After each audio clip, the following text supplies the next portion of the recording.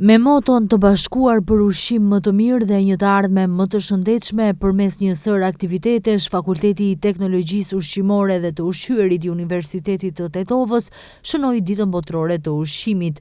Në këtë veprimtari ishin të pranishëm rektori i Universitetit të Tetovës, Jusuf Zejneli, profesor, student dhe të ftuar të tjerë. Dekani i Fakultetit të Teknologjisë Ushqimore dhe të Ushqyerit, Gafur Xhabiri, u shpreh se ky fakultet, si çdo vit, edhe këtë vit shënon Ditën Botërore të Ushqimit, e cila këtë herë përkon me 80 vjetorin e themelimit të Organizatës Botërore për Ushqim dhe Bujqësi.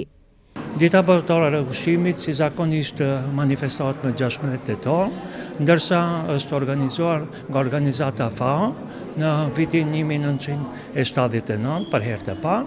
Në atë vit njihet si Dita Botërore e Urisë.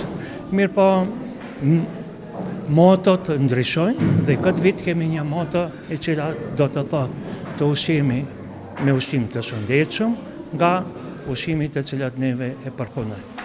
Prandaj këtë vit kemi vendosur që me studentët tonë të prodhojmë produkte shtëpiake dhe studentët i kanë sjellë ushqimet nga shtëpia, të bëjmë një krahasim mes ushqimeve shtëpiake dhe ushqimeve të cilat janë të gatshme që neve i konsumojmë jashtë. Nga jo mund të vim në përfundim se cilët ushqime janë më të mira dhe më të shëndetshme.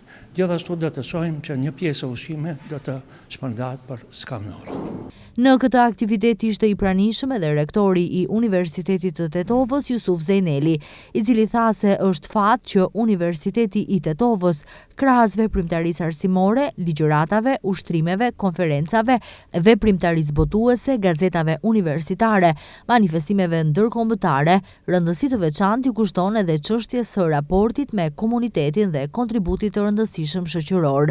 Në kuadër të kësaj dite, studentët e këtij fakulteti kishin përgatitur me përkushtim një përzgjedhje të gjerë të ushqimeve tradicionale, duke u ofruar të pranishmëve mundësinë të degustojnë shijet autentike dhe të njihen më mirë me artin kulinar të zonës.